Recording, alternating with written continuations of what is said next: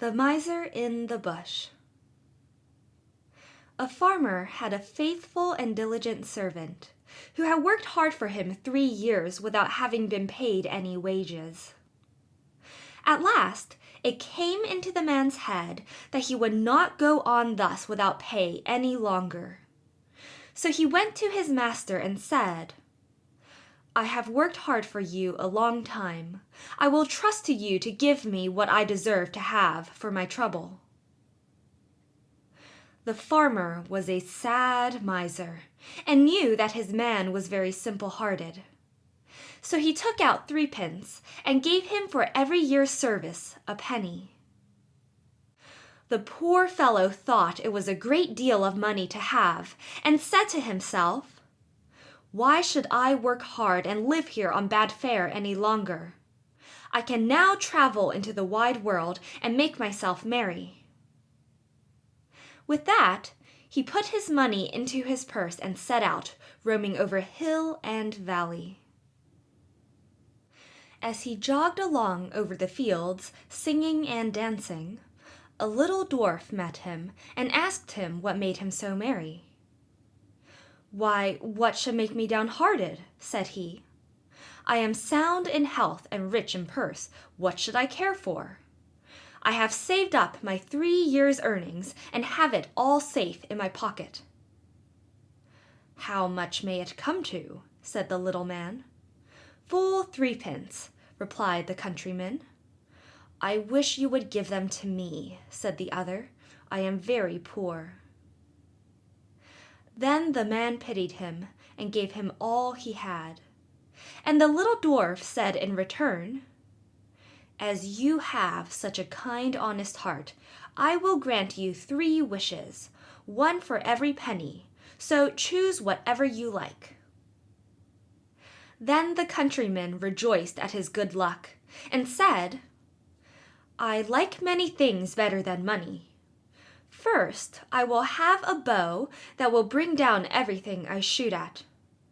Secondly, a fiddle that will set everyone dancing that hears me play upon it. And thirdly, I should like that everyone should grant what I ask." The dwarf said he should have his 3 wishes, so he gave him the bow and fiddle and went his way. Our honest friend journeyed on his way too, and if he was merry before, he was now 10 times more so. He had not gone far before he met an old miser. Close by them stood a tree, and on the topmost twig sat a thrush, singing away most joyfully.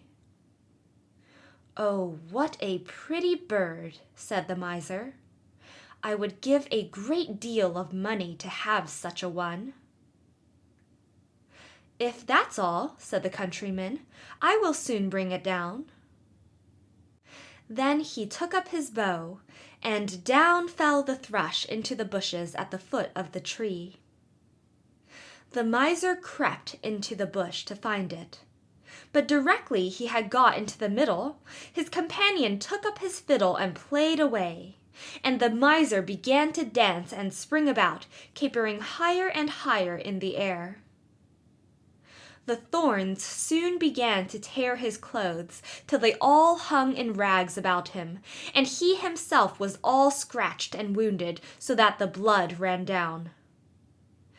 "Oh, for heaven's sake," cried the miser, "Master, master, pray let the fiddle alone. What have I done to deserve this?"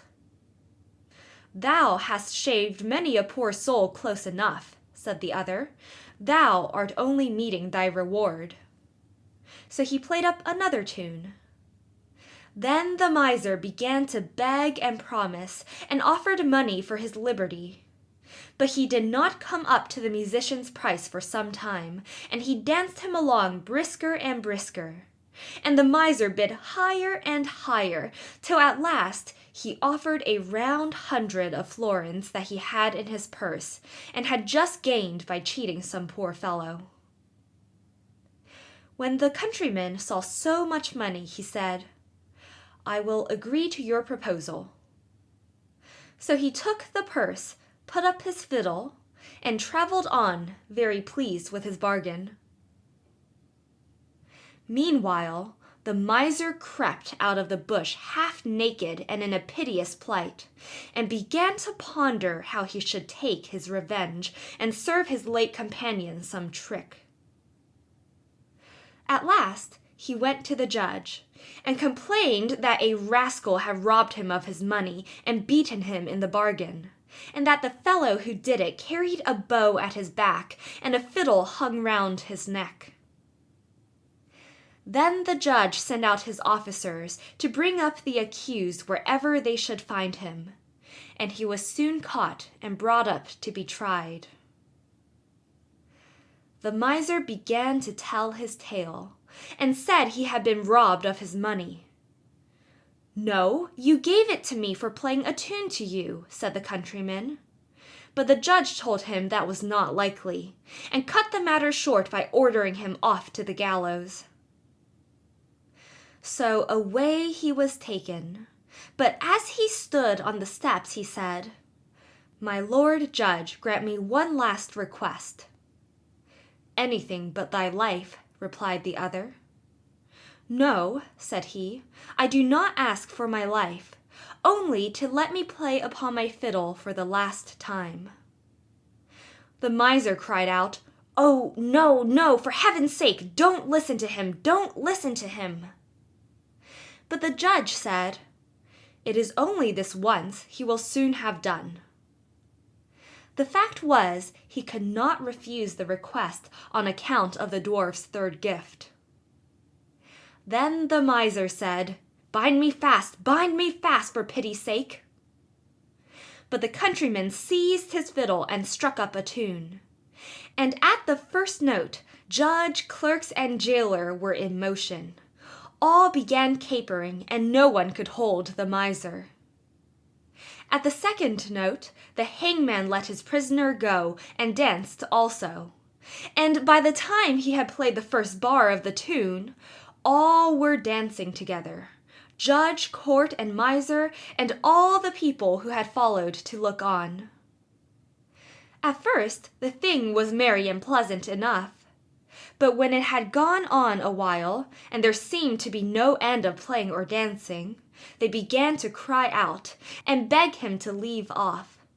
But he stopped not a whit the more for their entreaties, till the judge not only gave him his life, but promised to return him the 100 florins.